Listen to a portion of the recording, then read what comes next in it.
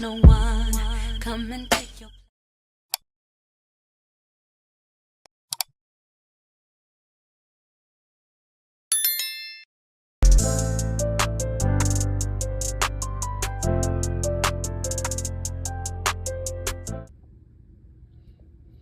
Okay, y'all.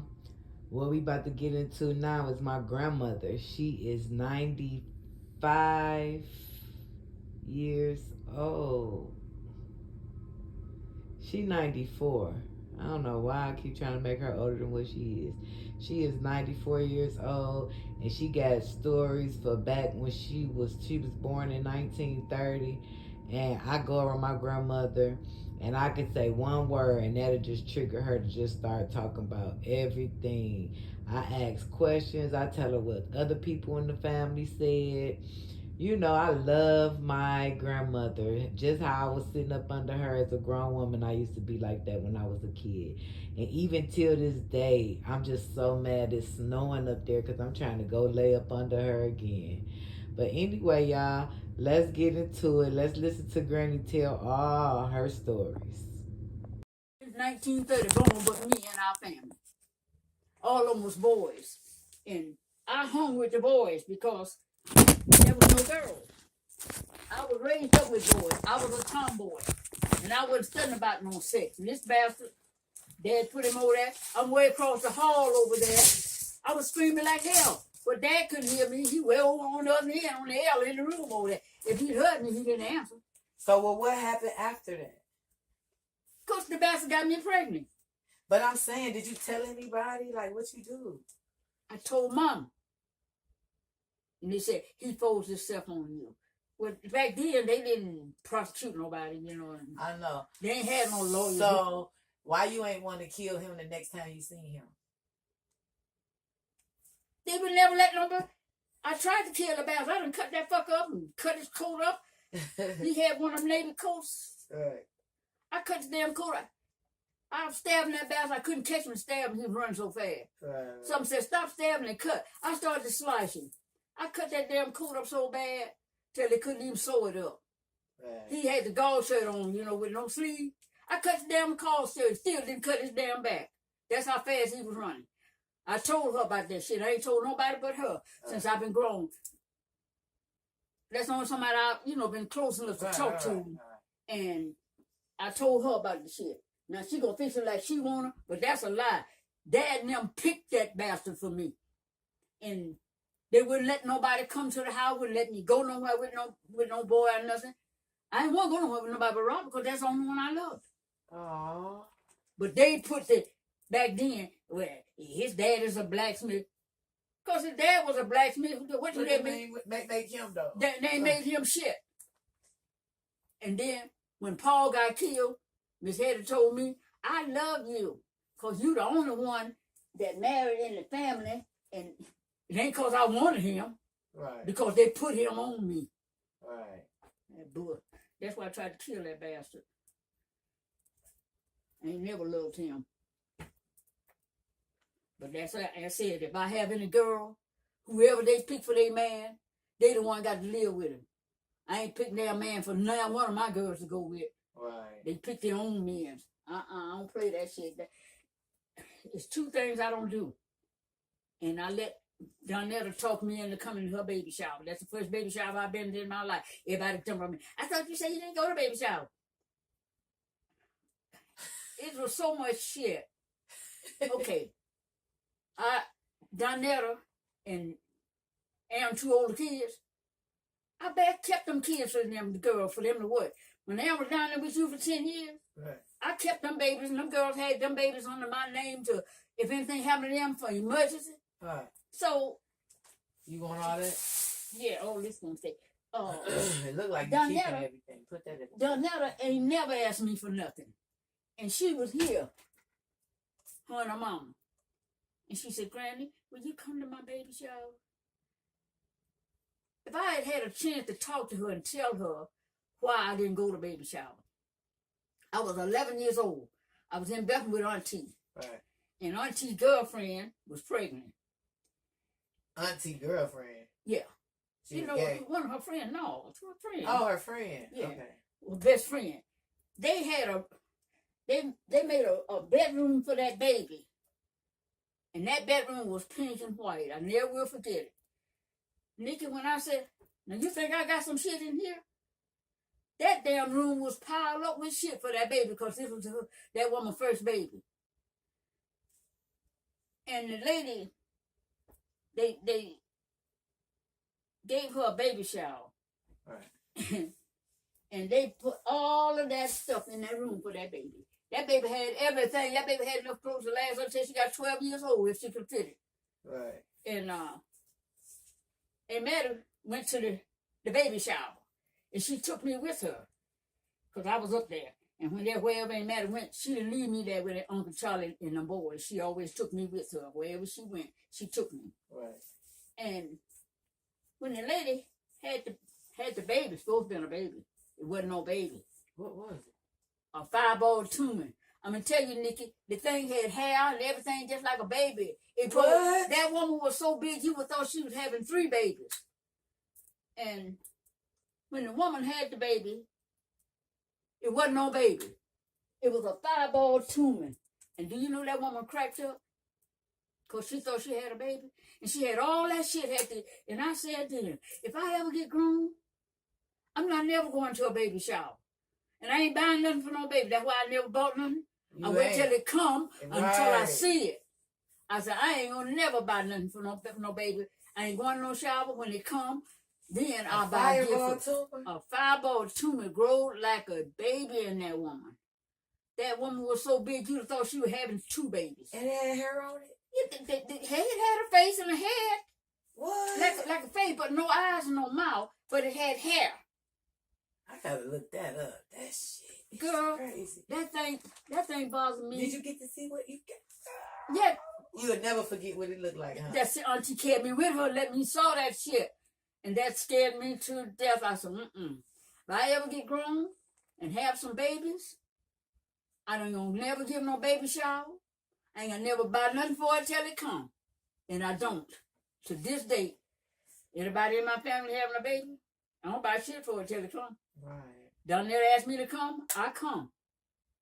I couldn't tell her why, because she's a child, this is her first baby. And her and our baby, Isaiah, I call her our baby. Yeah, I kept them babies from, Donetta never slept with me because she was 2 years old before Aaron started to bring her around. Right. But our baby was like 4 months old. I kept that baby for Carol to go back to work. Right. And I just raised them kids. Right. Put them in school. After Donetta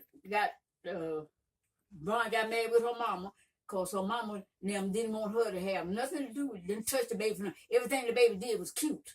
And she said, she called me one day when her dad got, she said, why y'all let this girl do everything she want to do and she don't respect nobody? She said, I don't want my baby coming up like that. I want her to come up and respect people. And when you tell her to stop. Right. So, but y'all think everything she do is cute. And her dad and her mama had a falling out about the baby. And Vaughn called me. She said, Granny? I said, yeah. She said, I need you. I said, what's the matter?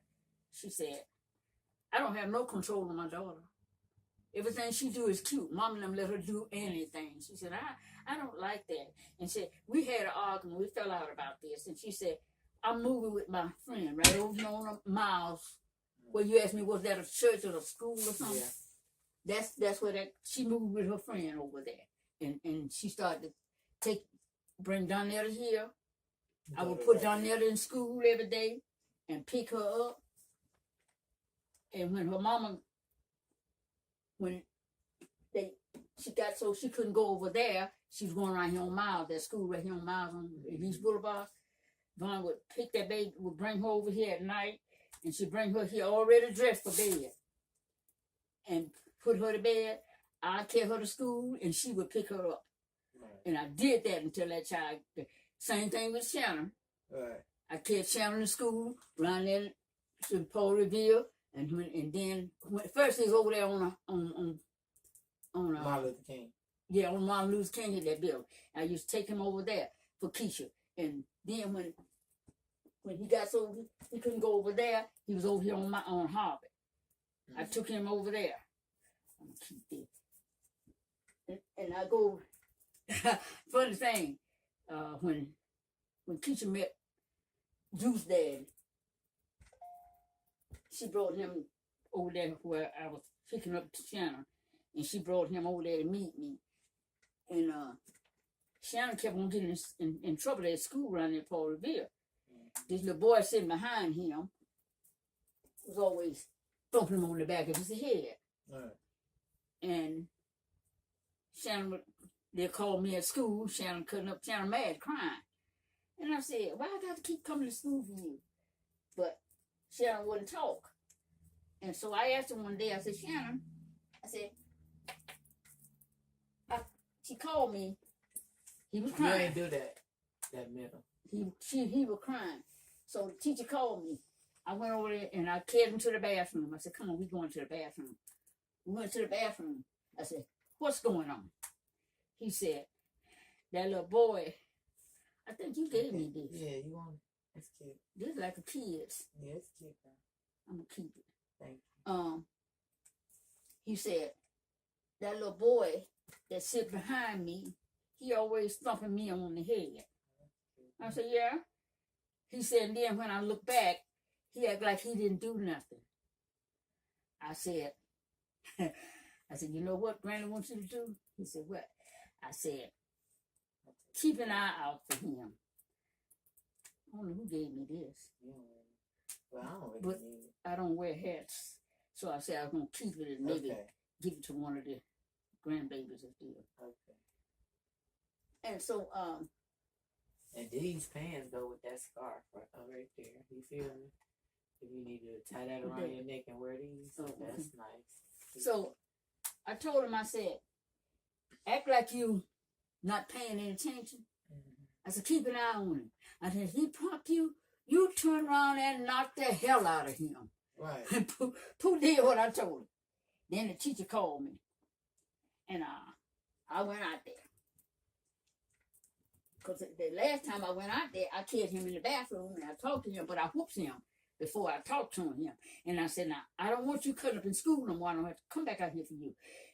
And he said, well, if he stopped bothering me, stop plunking me, that's when he told me the boy was thumping him in the back of his head. Right. So that's when I told him. And when he knocked the hell out of him, the teacher called me. Yeah. I went round there and boy, I went haywire. I said, you know why Sheldon hit him? I said, because he always thumping him on the back of his head. And then when Shannon looked around, he got his arm folded like he ain't done nothing. Right. I said, I told him to knock the hell out of him. So we went to, I talked to the teacher. We're going to keep all these little summer things. So she told me, she said, okay, Miss Weebatten. I said, you know what I want you to do? Move Shannon or either move him. And see if they still go on. So she moved a little bastard away from behind Shannon. So when we were going to lunch, she asked me to go to lunch with them. And I went on You the don't lunch. want them too big. You see them pants there? Oh, these pants, these just summer pants. Nah, look at these. How big them pants are. Them bare bottom. Yeah. You like them? Long, like I said, if it's hot, and I don't want to put on short pants, it don't make no difference at the bottom. Okay. So I told her, I said, I told him to knock the hell out of that boy. These are too big. They look like it. And so we went to lunch. And this little bastard figured, you know, since she moved me, I'm going to get my last thump in. Shannon was in front of him. He went, I said, if you do it, I'll break everything in your damn hand. Motherfucker. Yeah. And so the next year, Shannon didn't go around there. He was over here on Harvard. And I said, Shannon, I said, what happened? I said, I ain't been to school with you since you've been around here. Guess what he told me? What? I grew up. I said, I ain't had to whoop you since you've been around here. He said, I grew up. No, that's right. But, you know, people do things and think you're supposed to take their shit. That's what I said. Like how These are too big, but I'm going to keep them because they're summer pants. I pin them up. I say people be like, yeah, like I don't act my age because I'm 40 something. They expecting me to handle a situation. No, you don't give a damn how old I am. Keep your damn hands to your. That's why I tried to kill Maiden and fucking daddy. He wanted, cause mom and dad and them love him. That didn't make me love him. Right. But they just gave him to me and didn't allow me to do. I said to myself, when I got pregnant with Rob, Dr. May, that was number 2. Was she 2 years old? So he the third child, huh? Yeah. Oh, okay. I was pregnant with Rob. This bastard, his uncle, his head brother, Bill. Bill, his name is Willie James. Bill told me, he said, don't you cook another bean in that house, another pea in that house. He said, you cooking peas and things for these kids and go buy lunch meat and stuff to fix his lunch with and say, this son of a bitch, that's what Bill said. This son of a bitch bring his lunch out here, give it to one of the damn girls on the job, and when time for lunch, he go out to the restaurant cafeteria and eat lunch with this bitch and give the other guys his lunch. And you feed your kids with peas and beans trying to satisfy him. He said, don't buy another fucking pea in this house. He never knew Uncle George told me that. Then on Fridays, didn't come home until sometime midnight, 3 or 4 o'clock in the morning, claimed he had to go to the white man's house to do, lawns and stuff. You ain't doing no fucking lawns at night. Right. And we didn't have nothing but 1 bedroom. Right. And a big pot-belly heater in there. And you had to, if you had kids, you had to share the kitchen with whoever had kids or want to cook. Most of the people in there were single peoples. Okay. Either a single woman or a single man. And they working, they eating and doing whatever they want to do at their job, before they come home. Right. So this bastard would come in there 1 and 2 o'clock in the morning, asking me what man left off the porch. A 21-rooming house where we got a room at. Right. He come in there trying to make like he saw a man left off the porch. I told him, I said, look, I don't give a damn who left off the fucking porch. How can I tell who left off a porch 1 and 2 o'clock in the morning? I live in this room, not on the porch. Right. I said, you bring your ass in here. These are tight. I ain't gonna wear these because they're too heavy. These was yours? Mm-hmm. I got 2 pair of them. Now, these ain't heavy. Them 2. I was about to say, I'll take them too. Yeah. And I told him, I said, you see, Uncle George had told me, but I never let on Uncle George had told me what he was doing. And I said, you cut grass all night, huh? To 1 and 2 o'clock in the morning, and you come in here? Yeah. I saw the nigga when he left off the porch and by a knife. If I ever catch you on him, I'm going to cut you on him both throats. I took put the knife up on the pillow. I said, you trying to get me scared of him? Oh, hell no. I kill the fucker first. You ain't getting me scared of you because I don't believe you going to do shit. I said, I got the knife, I broke the blade out, put it in the heater. So, he bought another one. I got that one. I broke the handle out and put it in the heater. And I said to him, buy another one, and I'm going to show you what to do with it. I said, you call yourself threatening me to make me scared of you? That's the one, that's why so many motherfuckers dead, because they get scared of folk, but I ain't scared of your ass. Right. So he put it. That night he come in there. He come in there about 1 or 2 o'clock. What goddamn nigga that left off the porch? I said, you saw him, you should have asked him who was he. Right. I said, it's a 21-room house. Anybody should maybe come off the porch. And I don't give a damn who's going off the porch. This is a 2-piece. I'm going to keep this. And the nigga was so tired, he done wore himself out there trying to drink and hanging out with the damn woman, whoever she was. He got in the bed. And tell me about he gonna cut my throat and his throat too. This bill go to these pants. He said he gonna cut your throat? Yeah, he gonna kiss me and the nigga, he gonna cut both our throats. What the kids were? They were them babies. Oh, okay. In the bed with me. We only had one bed. We sleep all 3 or 4 of us sleeping in the same bed. It was a big bed.